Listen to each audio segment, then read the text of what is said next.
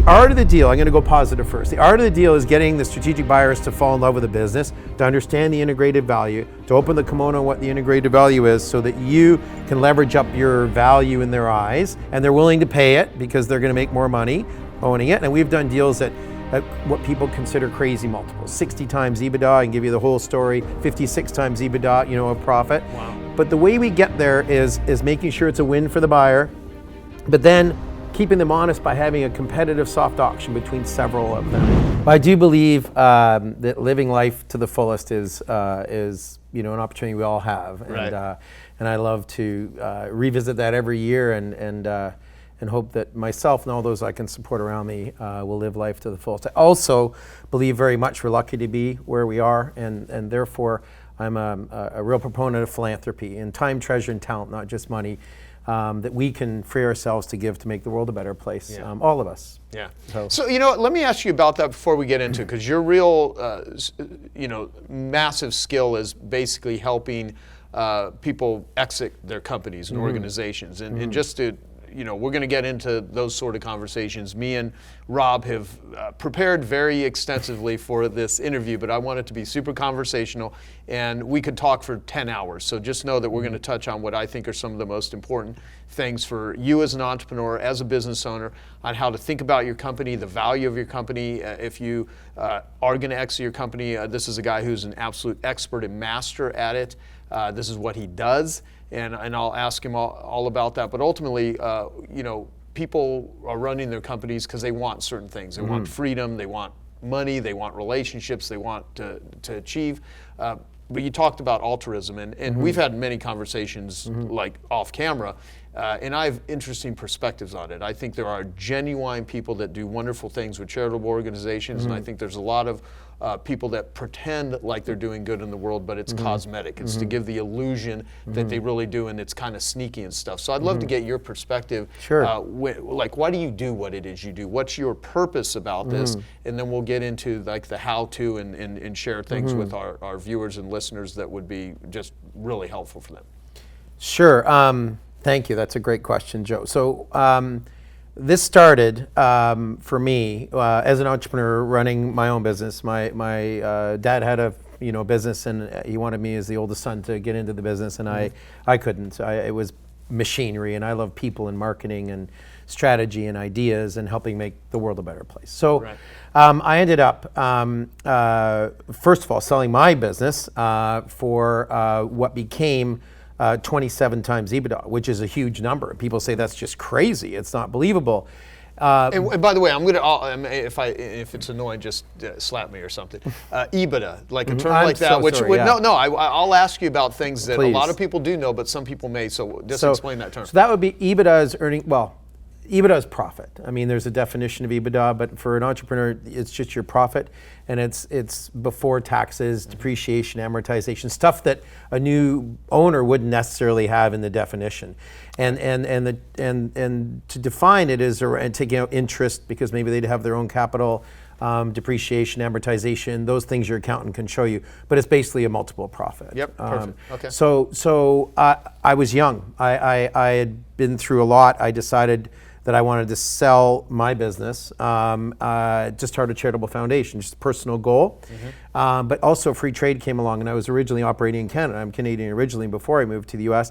And when free trade opened up, the potential of getting crushed, so this is one of the changes that can occur in somebody's business, where the competitive landscape changed. You think, well, do I sell or do I try to compete in this new landscape? And I thought, as I was an expert in the Canadian market, I would sell, and I went to the biggest 3 buyers in the US, not because I knew then that it was strategic M&A, it's because I didn't want to get crushed. And I knew if I was aligned with one of them, I wouldn't get crushed by the other 2. So I went to the top 3, 2 in Minneapolis and 1 in St. Louis, Missouri. And I said, listen, you guys, I was in the below the line marketing services business.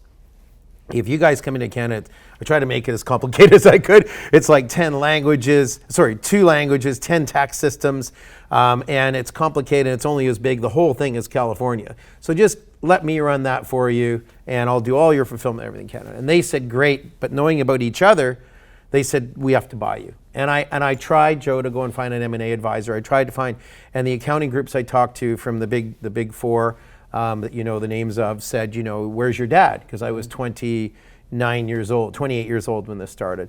And I said, well, my dad, you know, if you believe he's the one owning the business, fine, he's not here right now, but just, you know, I want to meet the guys that can help me sell my business. And they didn't understand my business. And a lot of M&A advisors I've learned are not business operators. They don't fundamentally understand what's strategic about a business. Yeah. What was strategic about mine had nothing to do with the purchase price. I was protecting the intellectual property, and I didn't know this as a seller. And you got to learn as a seller what the buyers want if you're going to get a big price, you know, maximize value. I didn't understand this.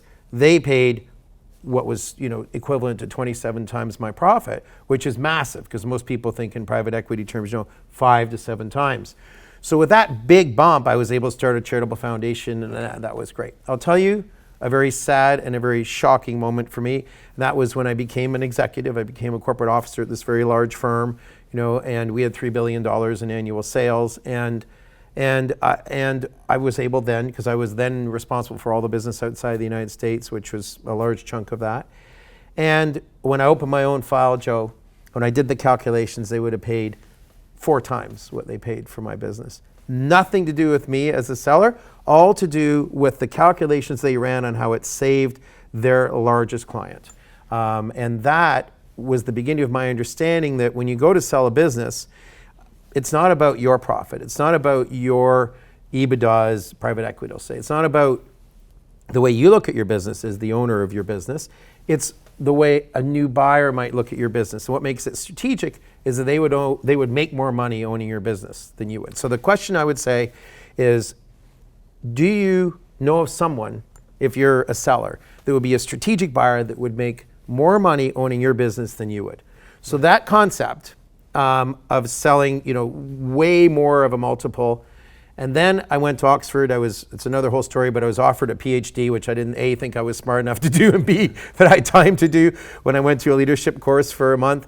And in that course, which I can get into later if you'd like, I was in the strategy discipline. I was looking at corporate philanthropy because I'm passionate about philanthropy and why my own foundation wasn't scaling. But I learned that my experience in selling my business was very different than what all the learning was that the guys who were going to go out and be investment bankers were learning at Oxford. And so I told the professors, you've got to teach these investment bankers that strategy comes first, not, you know, the numbers. And they were like, no, that's not the way it works. And that's where STS Capital Partners was born. And my passion is always about philanthropy. So can we help people sell their businesses like I did for a big number, but for even more that the buyers are happy to pay for, and maybe they'll give that upside to making the world a better place. That's what I do, and that's why I do it. Yeah, that's awesome. That's awesome. So, you know, you said something very interesting in how a potential buyer will look at the value of your company. And so my sense is that when you look at a sale, and by the way, we have a mutual friend who you actually helped with his business, John Ratliff. Yeah, right? Great guy. And so, you know, John's been in Genius Network for a while, and we've done interviews and various things on this particular subject of exiting a company. And so I'm learning as I go along different viewpoints and perspectives and how people think about selling a company. And for most people watching, they may only have this sale once in their entire life, right? They may not. I mean, most people aren't selling companies over and over, building them, selling them. And so there's a lot, what I've learned is there's people that are experts in buying companies. And we can talk about that too, not just selling a company, but how do people think about buying a company, right? That there's a lot of, I guess, ruthless to shrewd to ethical to unethical behavior and everything in between that happens. And if you're not prepared, you're either going to have a lousy exit. You're not. If you have an exit at all, some people try to give it to their family, and the company gets goes to nothing, or in some cases, how it's set up, it could be built into an enormously successful organization, and there's many companies you can point to that's happened. But most people I have learned are woefully ill-prepared on how. When I sold my very first company, which was a carpet cleaning company, Yes. I totally got screwed. Right. I mean, the guy just, he ripped me off of hundreds of thousands of dollars, which Yeah. back then, when I was in my early 20s, that was a lot of money, Yes. right? And had I known what you know, Mm-hmm. what people that are experts in this, I would have avoided a lot of that. But what you said is you actually sold your company, you could have got 4 times more Yes. for it. And they would have been willing to pay it Yes. had you known what they knew. Exactly. But because you didn't know it, they were able to get it at a bargain price, and it was infinitely more valuable.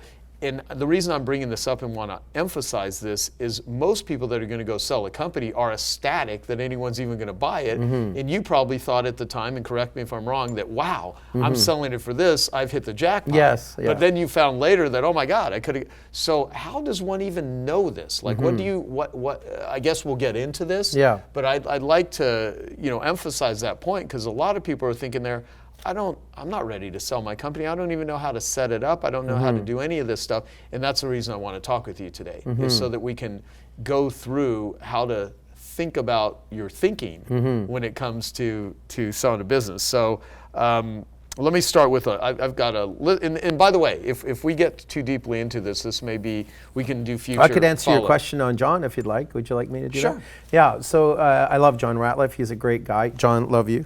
And we were referred to John. We only do business through referrals, so we work with people that do understand the business owners. Yeah. And we were referred to John by a wonderful guy, Vern Harnish. And Vern said, you've got to promise me you're going to help him maximize. I said, absolutely. So in John's industry, it was a 0.7 times revenue norm. And our team took the mandate as we, to help, and our commitment is we're going to help all entrepreneurs and family business owners maximize value. If you're an entrepreneur, as John did a fantastic job buying a whole bunch, over 20 companies in his industry, he knew how the M&A process worked. He also knew, and I think everybody should know, you're best to have an investment banker / M&A advisor, but it should be a specialist in sell-side advisory that's going to help you, because it's a very specialized business, to know how to position businesses with strategic buyers. Not with private equity, I'll go through that later. John's business was to the industry it was an inbound telemarketing business, so it was fairly standard. And the offers we got initially were 0.7 times in that range, revenue. And yet our promise is to maximize value. And so we stopped the process and thought, okay, let's get really strategic about this. And this is the operative question, who would value your business more than you do? Who could own the business and make much more money than you do owning that business? And so with that in mind, we started looking at all different types. John gave us input, his team gave us input, our team, we always put a whole team together on the deals from STS Capital Partners.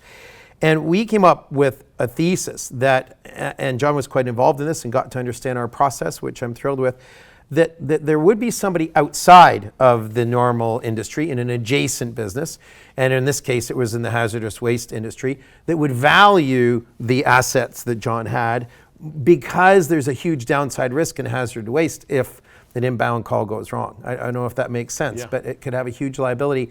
And so we together with client, in this case John ourselves, position that to a strategic investor. In this case it was somebody that was trading in the neighborhood of 38 times earnings, which means they have lots of currency to use. And when they buy a company for less than 38 times, it's a bump in value.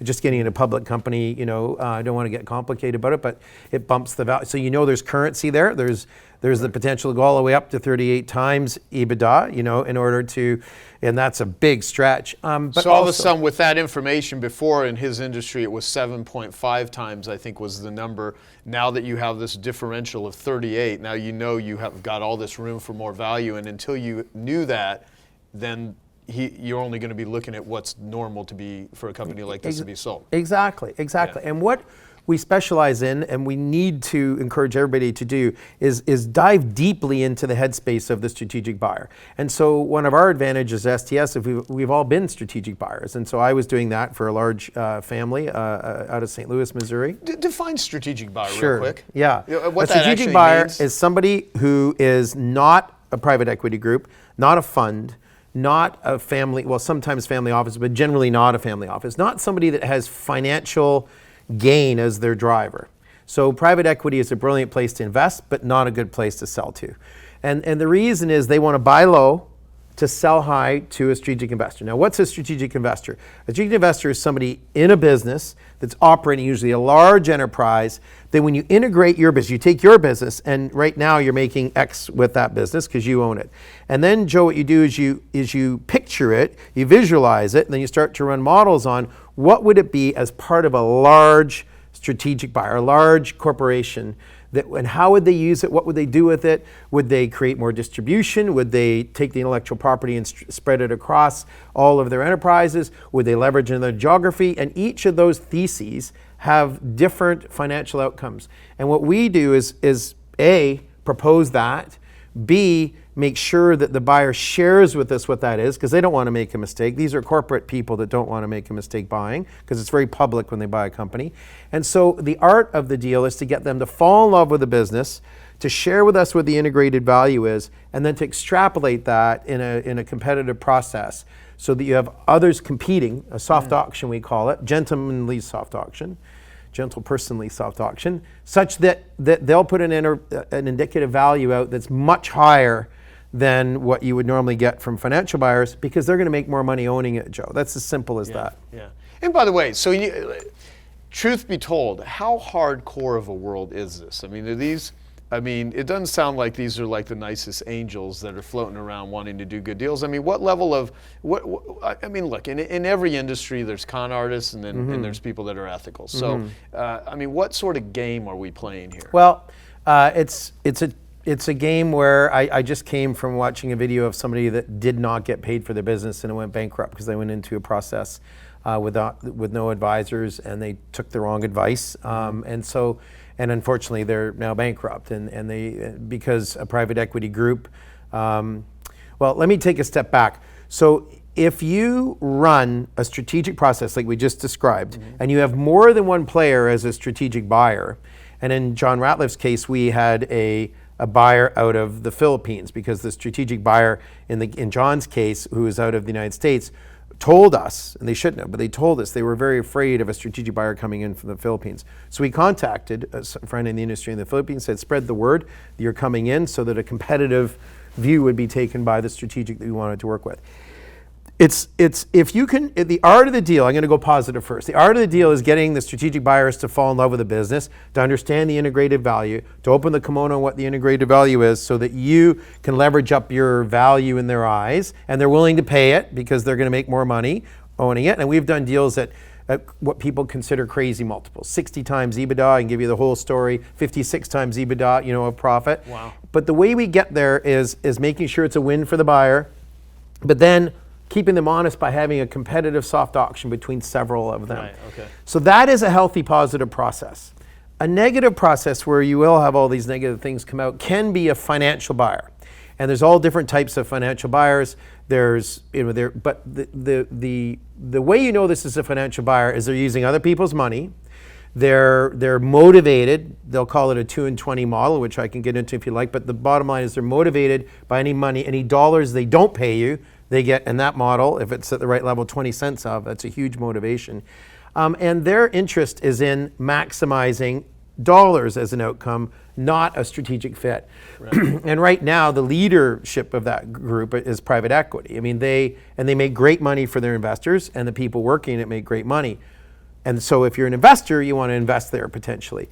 But if you're a seller, selling to them is an opposite objective. They want to maximize profit by buying low to sell high to a strategic.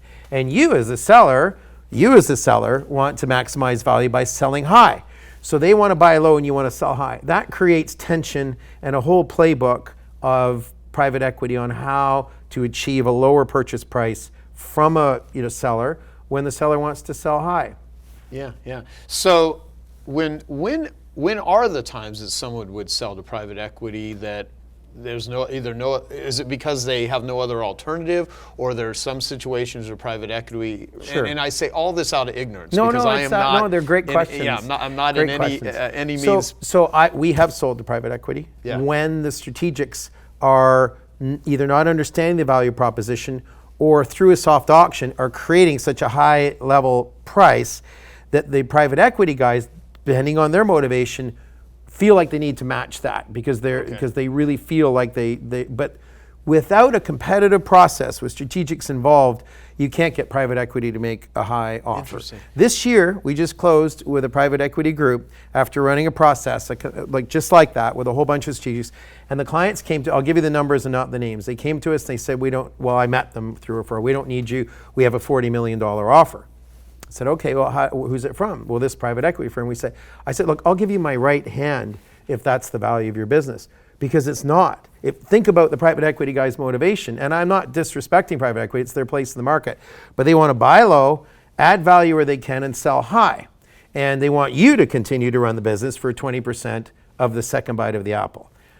What we're suggesting is people should keep their whole apple and not just a second bite of the apple, and sell that whole beautiful apple to somebody that will appreciate that and will pay, a high price for that.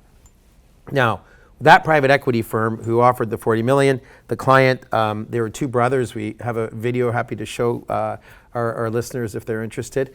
And they got $108 million from that same private equity firm, 100% cash up front. Wow. So the way, and they're very happy, and the way that worked was, and I won't name the firms because it's confidential. And by the way, strategic selling processes, you can keep everything confidential. If you sell to private equity, it's their job to get out in the marketplace and check what the future of your business is going to be, so it can get back to your employees and it can get back to your customers. And that's one of the other benefits of selling to strategics and having an advisor that will help you sell to strategics is it's more confidential, because it can really hurt your business if your employees find out about it in the middle of the process and you haven't involved them in it. And we can talk about that. Or if your competitors find out about that and tell your clients. Right. So you want to be sure a process. So it is a very interesting game and process to go through with when and how do you actually mention it and stuff like that. And I don't even know what the stats are, but how many businesses go under or get worse after they've been sold compared to how many get better? Oh, well, that's a whole other subject that we're not involved in. But integration of a business and planning integration of a business after it's purchased is really critically important for the buyer. Mm-hmm. We're working for the sellers for the most part, but if we are working as a buyer with clients to help them build up, we do something called a roll up to sell, Joe. So if you want to be the guy in your industry that buys all your competitors, we'll go and find an international strategic buyer. The last one we did was with a Japanese buyer that said, I want to come into the American market and we want to buy a bigger deal than you have. So how about you roll up, and you can use our currency, roll up all these roll up means buy your competitors into a platform. So you're rolling them in, and then we'll sell here. So we'll take the sell side mandate now and help them roll up. And in that case, we're helping them as a buyer. And when you're a buyer, you want to have a 100-day integration plan. You want to have the executive team clearly in place. You want to know exactly who you're going to keep and who's going to go before you do that purchase, so that it's very smooth in the integration. That does not happen, unfortunately, enough. So I would encourage people that are buying businesses to have an integration plan, have an integration team, have the clarity of ownership and the clarity of outcomes before they close on a deal. No, that's really valuable, because I cannot tell you, I've come across quite a few people that they build up their dream baby, and then it becomes a mature, sometimes a teenager, sometimes an adult, and then it gets handed off to someone else and they just screw it up. Yeah. So I just want to tell you, my passion for this comes from that experience and knowing that if we can free people's time, treasure, and talent up, that they can live their life more fully. They can potentially contribute to charity or create a foundation, or they can go and live their dreams. They can become a guru in their industry. They can do things that fulfill them before they leave this life. Yeah, that's good. So some of the questions I have here. What are some of the most important lessons you've learned about buying and exiting companies? You want to, just like people ask me about climbing Everest and the 7 summits, you want to be completely prepared. So I give speeches on what are the parallels. Mm-hmm. And you want to set a high goal, first of all, which is a parallel with climbing. You want to be completely prepared before you start. You want to get the best. In climbing, it's guides. In our world, it's M&A advisors in the world that will tell you they're the best in the world at the specific job of M&A, selling your mergers business. and acquisitions. I'm sorry. I don't know Yes. if maybe you said that in the beginning, I can't remember, but just in case, Yeah, M&A means mergers and acquisitions. Okay. Yeah, and that's the same word from each perspective, just to have some fun with that perspective for a second. If you're a merger, it's because you've been bought and you're saying I've merged. If you're an acquisition, you're the buyer and you say I'm acquiring. So it's the same thing from two different perspectives. Gotcha. Okay. So Joe, preparing is really important. And the way that people prepare, and the more prepared they are and the better advised they are, the better outcome they're going to have. Okay, awesome. So, and now I'll ask you this: what are the biggest mistakes entrepreneurs make when selling their company and getting their company ready for sale? The worst one is taking their eye off the operating ball. So if you're going to sell your business, keep your eye on that ball of continuing to increase your sales, to manage your expenses, to increase the strength of your management team. Dan Sullivan's Who. Make sure you have all of your Who's in place so that you are, I just had a conversation with somebody today where it was the opposite of this, that you are not viewed as integral to the business. You as the owner of the business want to be viewed as being not required for the day-to-day operations of the business. And today I was having a call with somebody who said, we don't want to buy that because he's too involved in the business and we can't put somebody else in. And if we give him the $100 million he's looking for, he's likely going to leave. So you want to be prepared. You want to make sure that you keep your eye on that ball, that you continue operating your business as if you're not going to sell it, so that the performance continues to go up. Because if it drops off, the buyers won't stay in the race. Yeah, no, that's great. What's the difference in mindset and approach between building a company to run versus building a company to sell? Well, I used to believe that I was running my company when I was an entrepreneurial operator, and I wasn't going to sell it. And that is a fallacy. As hard as it is, we all have to realize that one day we're going to sell our business because we're not going to live forever. With that in mind, and with all the experience I have now and having been an operator and somebody that advises others, and we have a whole team, by the way, we're a global business in 24 cities around the world. Yep. So we bring international buyers, not just strategic buyers to the table.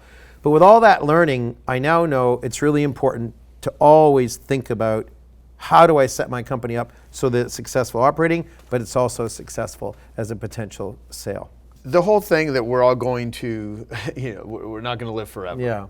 That's something that I'd almost like to have you emphasize in this way. What I mean by that is that this seems to be, ever since I started, I did a exit panel at my Genius Network annual event a couple years ago. Great. And I brought 5 people, including John Ratliff, Great. who had everyone on the panel had sold their company for between $35 million to $500 million. So all of them had successfully exited a company.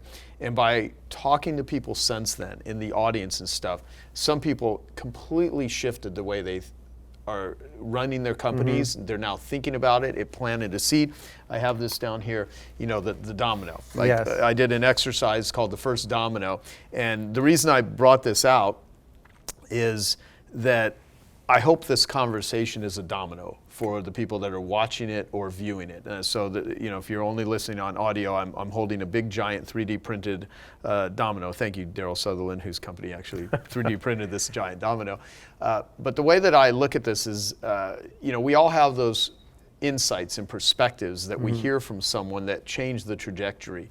And this is not just another, how do you do better marketing? This is a really important conversation that we're having right now. It could change the whole entire course of your life. And some people, they get it. They understand, I probably should be thinking about how I'm going to exit. I'm either going to have an elegant exit, or my company's going to go bankrupt. I'm never going to go to anyone. It's going to be handed off to a family member or someone in a bad way, or I'm going to be so ill prepared that by the time comes when I'm forced to sell it, I'm going to get nothing for it. In worst case is totally screwed and taken advantage of. Or if I start doing this stuff right now, I actually can have this amazing, wonderful thing happen that I don't even know is possible until we start putting them on that path. So what have you learned over all the years that you've been doing this? I mean, you've got how many, because we didn't talk about this, how many offices and team members do you have all over the world?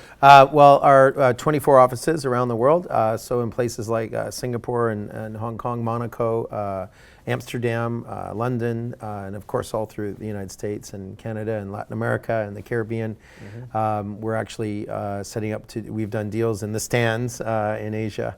And our core team is 100, and our team that operates our deals is 400 people. Okay. And then including our advisors, we're 1,600 altogether. So we're we're upper mid market, and so most of our deals are in the $100 million to $1 billion enterprise value size. Ultimately, we will come down to 50 million. But because we're selling to strategics, we can't do $10 million deals, and smaller deals like that. And there's other people we can refer people to that are doing smaller deals. But here's the learning, I would say. Think about your business not just as you being the owner of the business, Joe. Think of it, if you're the entrepreneur and you own Genius Network, that if ever I was to think about moving on, because at some point we are going to move on, would I want to sell it to my management team, which is an option? Would I IPO, which is another option? Or would I sell the business? And the sales are either to private equity / other financial investors who will resell it later, because that's their business model, or to a strategic.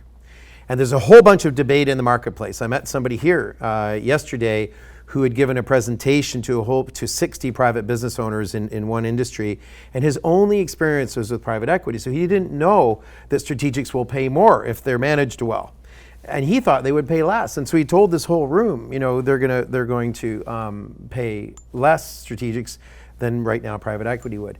That's not the case. If you think about your business as one that you're operating for your own success and your own interests, but then also once in a while, that's the in the business operating mode. Think about on the business from a different owner's perspective and start to think about who would be a strategic owner of your business, who could give it global distribution, who could give it more capital so it could do more. And when you start to think about that, it'll be interesting for you because you'll start to be more objective, but it'll also start to have you create a list of the strategic buyers in whatever part of the world they're in that could really grow your business or grow the profitability of it and take it to the next level. And that death, disease, divorce, disability, disenchantment, disintermediation, if something happened to you or in your world, you would know where to go. You'd be prepared to think about, you know what, it's time for me to talk to a strategic. I talked to somebody this week. I asked them how long they were going to live. I'm planning to live till 2081, May 31st, 5 p.m. So we've got a long way to go. That's pretty specific. And I know my wife will push me to extend that date, and I'll look forward to that. But I talked to somebody this week who said, I'm not sure I'm going to live that many more days. And I really want to set this sale of this business up so we can, my partner and I, and he's 94, his partner, can set it up as a foundation. And the work he's doing is he's the chief philanthropy officer, I love that title, for several groups, and he's doing wonderful work in the world. But Joe, it may not happen. He didn't plan ahead far enough, didn't start early enough to plan ahead to necessarily get, and he's talking about billions of dollars of value that are in the businesses he and his partner have. And if they can't get this structured well to sell to a strategic so that the capital can be extracted and they can bequeath that to all their children, then it's going to end up, unfortunately, the asset will end up in a big fight. And their beneficiaries, the charitable causes that they dream about supporting before they go, and enough to give their children, as they say, enough that they will do well but not spoil them, is not something they're going to be able to do if they don't live long enough. So I've had to set an emergency meeting up there because they didn't start many years ago. So I'd advise all entrepreneurs and business owners to think about operating your business for your own goals as a stakeholder, but also start to think about who can advise you on your sale, and of course we do that, but other people do too. But who would be the strategics? Where would they be in the world that would liberate you from your business if you needed to be liberated at an extended price and on the terms you want? Because strategics will give you the right terms that you want if you know how to negotiate with them. Hey, I hope you're enjoying this video, and I want to let you know that I have a new book that's come out, and if you'd like to get it absolutely free, there's a link below in the description, or you can wait till the end of this video, or you can simply go to joesfreebook.com and you can get a copy there. Yeah, I swear, I mean, if there's any way for people that are in there, even because we now have Genius Youth, so we have people coming to Genius Network, annual events and stuff, and then in our office headquarters, we have live streaming rooms for the entrepreneurs, young, children or relatives or someone that they're close to between, starting at 13 years old up. If I would have grasped this when I was in my 20s, starting my first company, 30s, 40s, I mean, it would have made the biggest difference. I'm now in my 50s, right? Right. So, but it's like one of these things where you hear this and there, as you get older and as you get into different things and as your perspectives change, I mean, whatever you're so, dead set, this is what I'm going to do, this is how I'm going to do it. I mean, life can change on a dime. And so and I'm not saying that, you should look at everything as temporary. Some people never want to sell their companies. I have a few Genius Network members like, I'm never going to sell my company, but just thinking about it this way is if you had to, the company's going to run better anyway. If you do all of this thinking, because like you said, worst case scenario, what if you get really sick? What if there's a giant economic shift? What if something happens? I mean, it's really nice to, because anxiety mostly comes from lack of preparation, and there will be seasons in your business that are amazing and others that are pure hell. And so just having done this initial thinking, and so, yeah. Well, there's one more thing I'd like to add. International strategic buyers will pay not just for the value of your business that is supported by a good advisor, but they'll also pay to come into a market. So if you have strategic buyers potentially out there that are in Japan or in Norway or anywhere in Europe or potentially in China or in another part of the Americas, and they're in your industry and they have huge liquidity and that you would be a strategic acquisition for them, put them on your list. Right. Because they will not talk to your competitors. You're not leaking it to your competitors. Most people don't want to sell to their competitors. They think, oh, that's a horrible idea, selling to the guy I've been competing with around the corner from me for 20 years. But taking a big step and saying, okay, I'm going to go to an adjacency, a different industry right beside mine, international buyer, bring them in, set this vision out for them, and maybe you could start with a strategic alliance with them. Right. Get to know each other, get on their radar and understand. But I would not do that without an advisor. Yeah. I lost $5 million at the closing dinner of my deal because I didn't have an advisor sitting beside me. So, well, let me say this too, because it's one of the same things. Like with different people have their sweet spots. John, you. I don't know how many people in the world do kind of like the stuff you do. I think it's a tiny percentage of individuals, and everyone that I have come across that touts themselves as an expert, most of them are not, right? And so it's funny. Before I ever did this interview with you, and I mean, because we just recently met each other last year, I had, not that I even sought out, people once they knew we knew each other that had done deals with you, like the guy's amazing, he treated me so well, all this sort of stuff, which is great. The way you guys, your company works is you go in, you charge a fee for helping someone exit their company, and as far as I know, the goal's always you are always a free advisor because you end up getting them far more money than if they were to ever do it without an advisor. So speak to how does compensation work for someone like in your world? So there are lots of people, you have quite a few questions, I'll try to answer them all. There's a lot of people that are in what they call investment banking, because if you think of it, it's a high ROI, return on investment, return on capital invested business. So it attracts a lot of people that come out of brokerage or come out of, Wall Street, kind of mentality of brokering things. That's not what you want. It's not what you want if you want somebody helping you sell your business. You want somebody who is going to actually, who's been an operator, who understands the issues, understands strategic buyers and how they think, and can position you really well. It's a marketing and strategy exercise. It's not about the numbers. It starts with strategy, and it's about positioning directly with a strategic buyer at a high level. That's what you want to look for if you're looking to sell to a strategic, and being prepared that way, I think is really important. Right. The whole spectrum of investment banking is, just to share with everybody how that works, it includes, this is the most difficult, which is private advisory to private business owners. Way on this end, you have IPOs, initial public offerings, you've got valuation opinions, you've got all kinds of capital raising, and then working with VCs and working with private equity. Those are all investment banking portfolio items that they offer. The work that John Ratliff does, that I do, that many other, and John and I are partners. We work together. I love John, and we work together on clients and with clients. But the last bit of that, the last 3 or 4% of the spectrum is the hardest, which we embrace, which is coming to understand an entrepreneur family's real objectives. What are the required outcomes they must have in order to wave a magic wand and have a great deal. What are the preferred outcomes they have?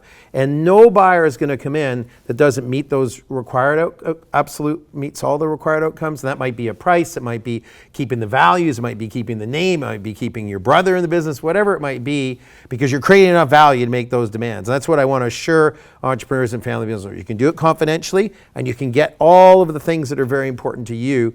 And then the rest that are optional, you kind of do your best to negotiate them all. You want to be ready with all of that before you get out into marketplace.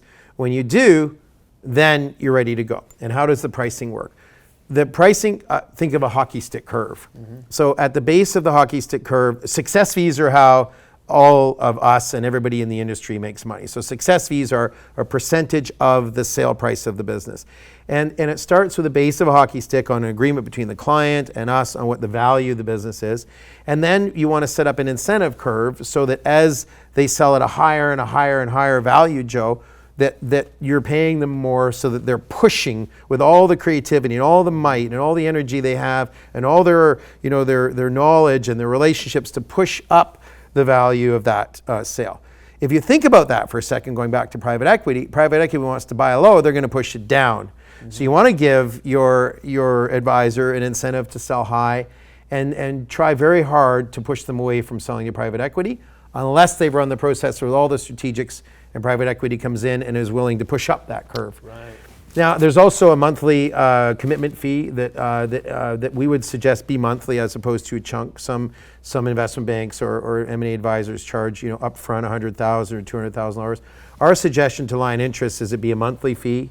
And you can negotiate that with your advisor, and that is to support some of the costs so that there's skin in the game from both sides. Right. Both the advisor and the seller investing in the team that's doing all the work to get it ready, to present it well, to make sure that we have a process running where there's a soft auction. So you have monthly fees when it triggers, and then that's not a profit. They shouldn't be too high. And then there's the hockey stick curve of success fees that are paid as a percentage of the deal when it's sold. And you should always be happy to pay your fee because that advisor has overachieved the valuation that you were hoping for. Right. Well, it's interesting because when I talk to people that are in the process of selling a company, about half of them are like, I've got someone that I'm working with, we've already created an engagement. And it's very hard to know, including not just for me, without obviously getting into deep conversations with them, but even for them, I always tend to, on a good percentage of these individuals, they're just not sure they have the right person. They don't really know. And it's, and how, what are some of the signs that someone should do beforehand, before they hire someone to help how them to hire this an advisor? How do you know that you're engaging with someone that's best aligned for you? That's a great question. So in terms of how do you find and hire a great advisor, you want to, and it's not industry specific. A lot of people say, I'm going to hire the guy in my industry that knows everybody. Let's talk about how not to do it for a second. So the bell curve of valuations is very clear, and it's set by people doing transactions in the industry. Many of the transactions in an industry are private equity driven now because private equity is growing. It's a great alternative for investors in the market, and so it's direct private investment. They create a bell curve that's in their own interest, as you'd imagine. 5 to 7 times profit of EBITDA is what you'll often hear. And so if you have an industry expert that says, we know exactly how this works and who in the industry is going to buy, you should not go there. And the reason is that they're part of that bell curve creation. If you want to maximize value, you shouldn't go there. Right. If you're looking to maximize value. Because what you want to do in terms of the bell curve analogy is go to the front of the bell curve and be the top performer or the outperformer. And we do that in many, many industries the first time we go into an industry because we're not paying attention to all the norms in the industry. We're going for how do we create maximum value. So you want to find somebody that is all about maximizing value, not about industry standard deals that have been done, first of all. Secondly, you want to find somebody that's very creative. This is a creative process. It's about marketing and strategy. It's not about, here's all the numbers that have been done before. It's about how do you understand the value drivers in the business. That takes creative analytical ability. I know that sounds different, but both together. Right. Analytical perspective on what's the metrics that drive a business for the strategic buyer, not the seller. Mm-hmm. See, that's the difference.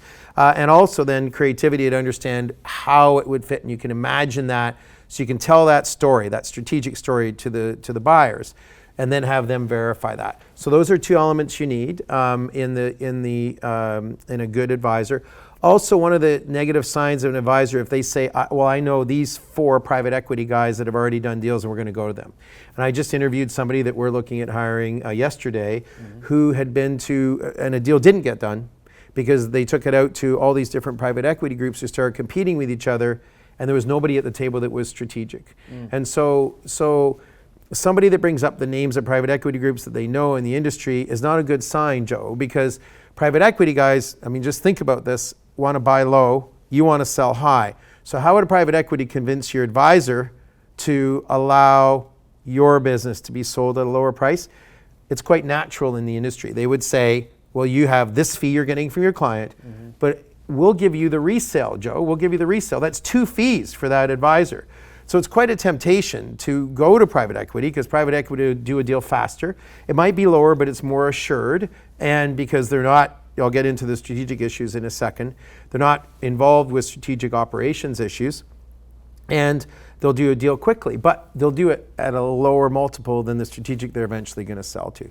So what you want is an advisor that's going to talk about understanding strategy, understanding positioning and marketing as you do, and how to position your business with strategic buyers, and understands how those buyers think. These are corporate people that don't want to make a mistake. Imagine being a corporate person, and you're a man or a woman in this, looking at this saying, wow, I could really I could do great for my company and make a name for myself in making this big acquisition. The downside's true too. They don't want to make a mistake. So you want an advisor to understand strategy, so they understand how to work with a strategic buyer in a big corporation and help them be assured they won't make a mistake, because that'll advance your client's positioning. Now, in terms of the problems with strategics, the private equity brings up all the time, if you have a good advisor that can show you as a seller they understand these, then you're in good hands. And that'll be, how quickly can a strategic get a deal done? Well, a good advisor understands how they operate and knows there has to be various owners that are willing and able to do it, and test the buyers for their willingness. That's corporate willingness. That's to say it's in the business plan, there's allocation of capital to it, and all that's there that can go quickly because they're ready to go. And the ability is, obviously the capital that's required, that's owned by leadership in that business. So the ability of a collective directive mind of a big company is expressed in executives that are wanting to get the deal done, have the capacity to get it done, understand to do the integration that you talked about before. When somebody understands, I'm doing this quickly because I don't want to bore anybody, but when somebody understands this is helpful. All of that as an advisor, and they have those conversations with you at the beginning, and they're not actually trying to sell themselves. Here's another good sign. They're trying to understand what you really want as a seller and what those required outcomes are going to be and those preferred outcomes, so that when you actually talk to your advisor, you believe they're actually trying to understand what it is you want, not what they want, and how to position that with the strengths of your business so that a buyer will give you what you want, because they're seeing the strengths of your business as really a benefit to them. Yeah. No. Well, I think what you've done is you just demonstrated a lot of how much you know, yeah. And secondly, how to help people in this whole process. And honestly, I can't imagine someone trying to do this that's never done it before and doesn't understand it without an advisor. I mean, in the same way, this is infinitely more complicated than exercising or working out, right? But people would get a personal trainer, even if because they're gonna work out probably better, or they're gonna work out maybe harder, they're gonna be consistent with it. When you take it to something at this level, I think trying to do this alone is, but this is what's so great about this interview though, is I want people to have a foundational understanding of even thinking about this. Mm-hmm. I mean, my main goal for a lot of the people that are watching and listening to us right now is to even get them thinking about this asset in a different way than they're looking at now, which is your business. I mean, people devote more time, most entrepreneurs I know devote more time to their companies and their businesses and their entrepreneurial, ambitions than anything else in their life. and they're so ill prepared Right. on what the end game is. Well, think about the 6 Ds that financial buyers look for: death, which can come up in the family, not just yourself; disease, Yep. divorce, which I saw somebody just last week in tears because at A360 because they'd gotten divorced in December, they weren't expecting it. Yep. So death, disease, divorce, disability. I know somebody that fell off their gym in their house and broke their neck, and they weren't expecting that. Yep. Disintermediation. There's things that can change in the marketplace. Sometimes there's a shift and you have too much debt. Sometimes there's disinterest that comes up and because other things become more important in their lives. If any of those things happen, Joe, to a business owner, they're in a disadvantaged position when if they haven't prepared themselves and they don't have, a thought about who might be their advisor, who might be the strategic buyers, and how they would engage in a process. And so that's maybe a negative way to look at it, but being thoughtful about it, you want to be as prepared as you possibly can. Right. The other reason you need an advisor is if you're going to enter into not a full sale. You might think, you know what, I'd like to bring somebody else's capital to the table, take my capital out. I want to be the big dog in my industry that's going to go and buy, as we were talking about my other competitors, but I want to do that as part of a big company. Bigger role, like I had, where you actually stay inside of the buyer of your business. And I did for 10 years. I mean, I was an entrepreneur, became a corporate guy, and it was hard. It was different, but it was thrilling because we had a huge balance sheet, big, lots of PhDs in the business that we could work with, great ideas. And it was really a next step in growth for me, which imagine something like that. If that's going to happen, and I didn't have an advisor and I got hurt in the process. But if you're going to stay involved, you want to be the good cop, the person they fall in love with as the seller of the business, and let the advisor be the hard negotiator. And as I explain to clients all the time, and our team always explains to them, you want an advisor, so you're the appeal level, Joe. You get to the end of, like the guy that bought John's company. He said, Rob, it was on Easter Sunday, remember, because he insisted on doing and calling Easter Sunday, so I'll never forget it. And he said, Rob, I am stretched like an elastic, and we've got to end. And John's like, you can't take it any further. You can't go further. I said, John, when I've taken it too far, they're going to phone you and say, get your dogs out of here. We're done. Right. And they're going to call you. You're the appeal level as the client. So you need that advisor to, as this buyer said, stretch the elastic as far as you can till it's just about to snap in terms of valuation. In this case, 300% of what would have been the normal purchase price. And then he'll say, and John was on the phone listening. He's like, Rob, that's enough. I said, it's not enough. You know why it wasn't enough? Because in this case, they didn't understand that we were as thorough as we were, and they announced the purchase of his company on Wall Street before we finished negotiating. Wow. Wow. Okay. So he did have some more room in that elastic. Yeah. We had one and or you two understood more calls. that. No, I'll tell you though, that is such great awareness to have, and what. There's a lot of things that I'm getting out of this, but one of the things I'm getting out of this is you don't know what you don't know. Yeah. And you want to bring in the right who's that actually do know this, because you are, best case scenario, you're going to get a lot more value and a lot more money and a lot more, things that you probably don't even know are available. It's not just revenue. There's other. Let me tell you one story that can illustrate that. Can I do that? And, Yeah. and it won an award for the best sell side, which we didn't apply for. And it was a client who said, I want $40 million from business. A different client. I want $40 million from business. He'd had an offer from a private equity group for $30 million. So he thought he'd add 10. He and his brother would split. They didn't have any extra excess cash. They'd just gotten into profitability. And they were in I won't say the industry because it's a private, everything's confidential, but wait till you hear these numbers. So he did not know what he didn't know, other than he was told by his coach to hire us. And I thank the coach for that because together we create a lot of value. He's a very smart guy. And he said, my competitors I can buy for 2 or 3 times profit in cash because they're small mom and pops, they just want to get out.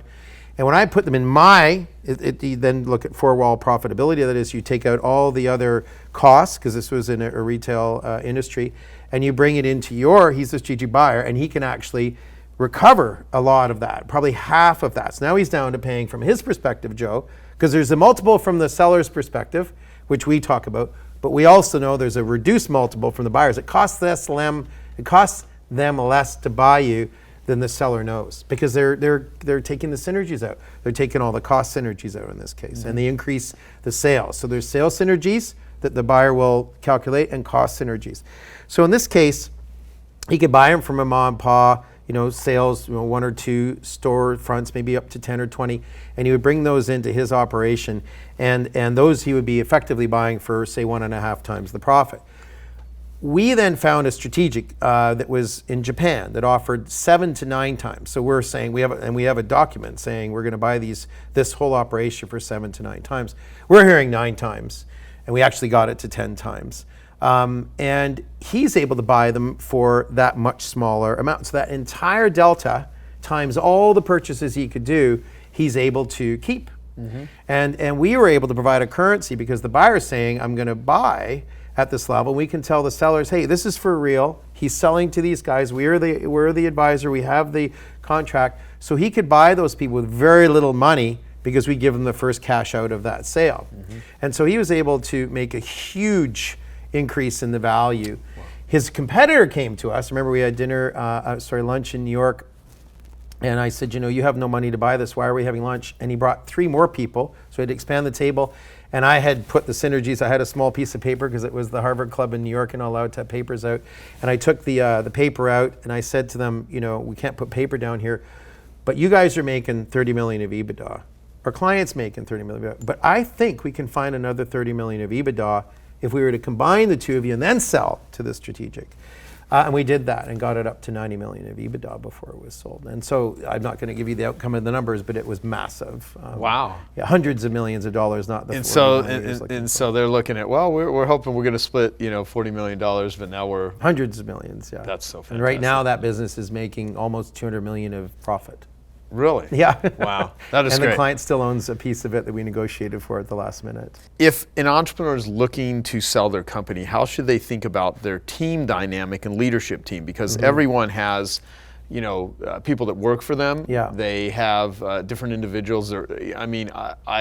I imagine in most cases the leadership team or whatever you want to call it within any organization, it's not just the person who owns it that is having to make decisions or work with whoever they're working with. So, well, I guess I would off the top of my head say 3 things. First of all, look at your management team as a team that will be able to operate the business without you. I mean, that's what a buyer wants to see. Mm-hmm. So whatever you can do to increase the strength of your management team and whatever you can do, and as one of the coaches that I respect a lot says, good isn't good enough. It needs to be great. You need to have a great management team.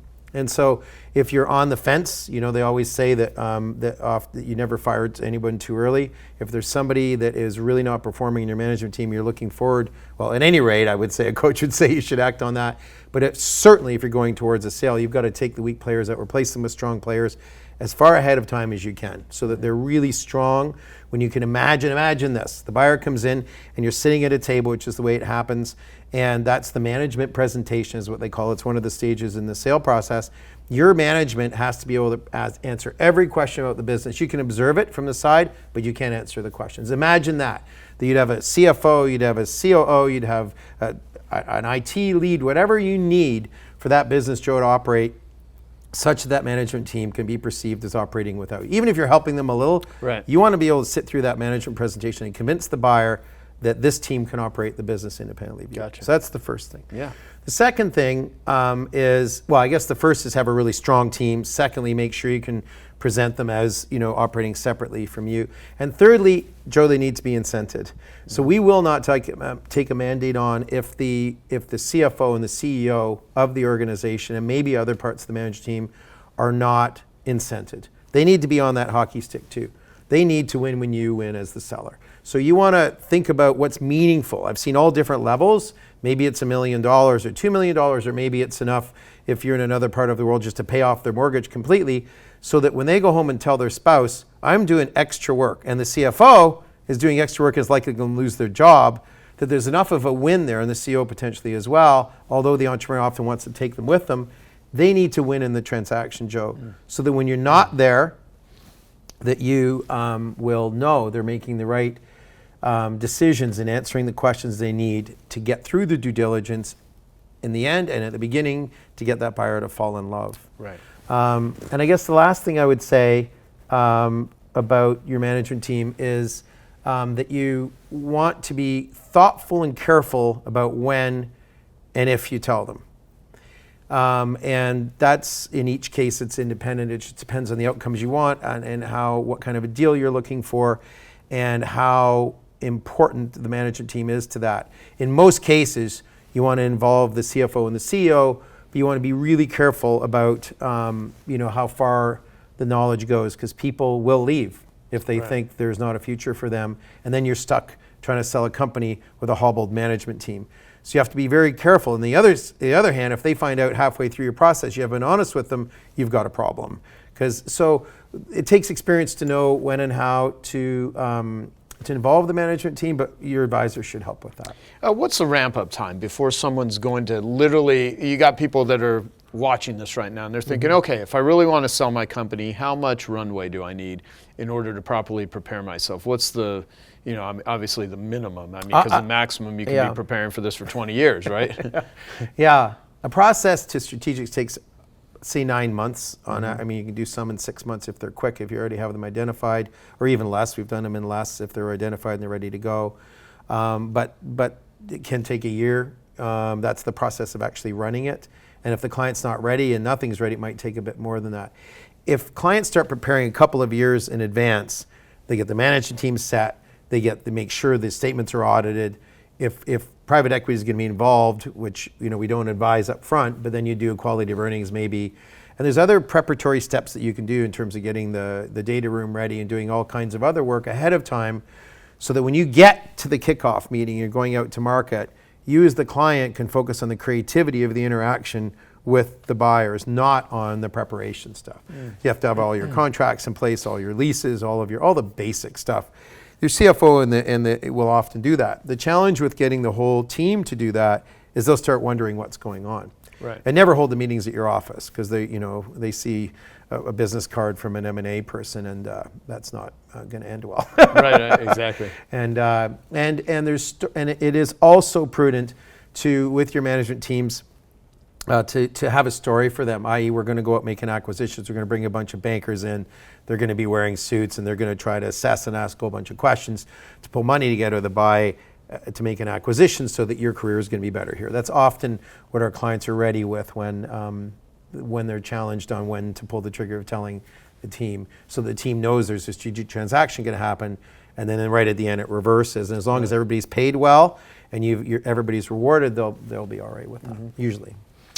So I guess sort of, because I could talk for you for another 2 hours and stuff, but I want to make sure we, as we bring to a close, that we've got some of the fundamentals down that people would need to know. And I mean, I really think in terms of next steps, like I want to speak to a lot of people that will watch this or listen to it, have businesses that are very contingent in their minds on them. Yep. Like, for instance, you take me as a personality. Yes. To a degree, even though I've always done my best. I don't want to build Genius Network around me. I want it to be known. I don't want it to be known for Joe Polish. I want it to be known for the people that are in Genius Network.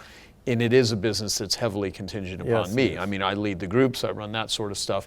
And there's a lot of people that are even though I have equity in a few companies and I'm part owner of different things that have nothing to do with me operationally, for the business that most people know of me, I'm the one running it. Yeah. And there's a lot of authors, a lot of coaches, a lot of speakers, a lot of people who they're the main, they're the front person.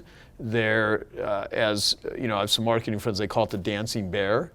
How do you position and sell a dancing bear business? Because I think a lot of people, I don't think I could ever sell my company, because if I'm gone, the company's there. But you've seen this all the time. So how does someone think about that? That's a great question. It's going back to understanding, and this is a practice I didn't realize that not that many people have, but finding somebody that understands strategic buyers and thinking about it yourself as well. Think about we were talking about that sale to a strategic buyer. Think about a buyer that would be able to take all the limitations in your business. If you were to go away and do a SWOT analysis on your business, the weaknesses and the threats to your business, that they would be the opposite of. That they would actually be able to, like, there's only so many hours in the day for Joe. Well, what if it was a business that had global distribution for marketing and ideas that could be productized? What if there was a big group that was the best in the world at that, and you decided you're going to retire in 5 years? Well, and again, we were having conversations the last few days about a client that's very much like this in New York, has a very large, almost $1 billion business, but it is reliant on him. And so the question that we're talking about, that the strategic about, is can, in your example, Joe come in and take enough chips off the table that it's worthwhile, that you're, even if it all went wrong, you'd be happy. Right. But that there's a 5-year period up until the time you're going to want to retire. Like in my case, with the purchaser of my business, I stayed 10 years. I had a 3-year commitment. And a lot of people will say, well, that's an earn-out, and you can't trust that. But if you're good, if you're really good, if you've got intellectual property, you've got strengths that that would be unique in a distributed world of, as I'm saying, person that could productize, as an example, because I know a little bit about your work, then you could have enough up front that you're happy with that transaction. You could test it this way, I think. If it was me, I would look at all my clients and be able to proudly say, now we're part of this global organization that does X, Y, and Z, and all of your members, and say, now you have this much more to offer, or I have this much more to offer you as a member of the network, because now we're global. And at the same time, before you retire, you can see from a legacy standpoint, as I've seen others do, that you've got the intellectual property captured, you've got it protected, and it's being distributed in the world, so you're having a bigger impact. Right. No, I love it. That's super valuable. Imagine it's now after the sale. And let me say this too. I think at this point, anyone that is really thinking about selling their business, I think you've given them enormously valuable advice and wisdom. Secondly, I think you've definitely made the point it's crazy to try to do this without an advisor. Right. And third, if they've never thought about doing this at all, they're probably thinking about doing that. Right. So let's just fast forward that you actually made this happen. Yeah. It's after the sale. And what should entrepreneurs be prepared for? That is a great question, and I would highly advise, and I've just recently, coming out of our Abundance 360 event last week, had one of our fellow IPOers say, and use him as an example, I really want to sell my business, but I'm a bit afraid. I'm not sure what I would do after. And that is a huge issue. And so I think people need to be completely prepared for what they need to do after. And they should have a coach. So I'm actually introducing him to a coach who will meet with him in LA and help him along. But I think that having a clear vision, so Cameron Harrell's vivid vision, I think was that, or painted picture, I can't rember, he'll shoot me for that. Well, no, but Cameron's, Brian Scudamore, from 1-800-GOT-JUNK is the founder. They started with, which Cameron was the COO, and they went through that whole process. I mean, they're both friends of mine, and Cameron has been a longtime Genius Network member. He runs the COO Alliance, but he created Vivid Vision. He wrote a whole book on it. Right. Yeah, it's really good. I've done interviews. People can watch that. I love Cameron. Love you, Cameron. Yeah. No, Cameron is fantastic. That idea of a vivid vision for what you would do after the sale is important to be really clear on before you go into the sale process. And so in this particular client's case, he wants to create a foundation so that all the learning he's had of helping employees be higher performers and be more comfortable at work, he wants to create something that will be something like an employee recognition and support foundation, so that he can take that out to the world. So he may focus on that, or he may decide, and he's deciding right now, to only sell to a strategic that would bring him in to take his cultural passion and apply that to a much larger, like multi-billion, we're looking at a $20 billion organization that will be a natural buyer. And we've talked about this, him and I. If you could take your experience from a sub $100 million deal, hopefully we'll get him $100 million, but we'll see. And you could take the impact that you've had with all of those lives, and what is your massively transformed purpose? In this case, is to affect hundreds of millions of people's lives through their work being more sustaining and more fulfilling and more rejuvenating, actually, coming from their work. Yeah. And so if he could take that to a $20 billion global organization and be their chief cultural officer and design that, which also will benefit them in attracting high talent, better talent with our next generation who are more interested in those kinds of things, that would fulfill his own massively transformative purpose, as our friend Peter Diamandis says. And so that's an example But in all cases, and he has to choose between the two, or maybe he could do both. But in all cases, you as an entrepreneur or as a business seller should be very clear and have, Cameron Harold's vivid vision, your own vivid vision of what you're going to do before you go into the process of selling the business. Right. And the more energy you can give that, the more clarity you can give that, the more substantive planning you can give that, the more comfortable you'll be getting your deal done. Totally. And by the way, like one of the things that I really try to do with me being a genius networker is not only connect people with the people, but with the ideas, with the strategies, and even things like vivid vision. I mean, that's what in Genius Network, we have networks of people that, one of the members is a gal named Jennifer Hootie who writes vivid visions with people. She'll do an interview process, she'll lay it out, she'll do all the graphics, and people are like, well, I want a vivid vision, I don't know how to do it. Well, you can learn how to do it by reading Cameron's book, or if you just want a who, we have the who that can actually do it. She's brilliant. I think she's wonderful. And I actually have a client we're going to work with now that will probably sell the world's largest corporation, and he has worked with her and loved the vision that she had laid out for him. Yeah, so the whole point is there's a lot of stuff to be done And he here. sat beside me at Genius Network. Oh, he's one of your guys. Yeah, which is awesome. Well, we try to do that. We try to connect people so that when you get a room full of industry transformers, you don't even need props. You just need smart people with ambition, and you need to have great conversations, and then amazing things. Congratulations, Joe, on your work. Genius Network is genius. Yeah, thank you. Well, I think the most genius thing that I've ever done, because people ask, are you a genius? I'm like, I would never call myself a genius. Well, if there's anything that I've done that's really smart, is I've been able to just curate enormously smart people and bring them together. People. And it's an incredible. You should be proud of that. It's an incredible success. I am. Thank you. Okay, I hope you found that video awesome and useful. So if you want to get a free copy of my book, I want you to click here. And if you want to watch some more videos that'll be useful and awesome, click here. Go ahead. They're over here. Do it now. Come on. Thank you. Watch them.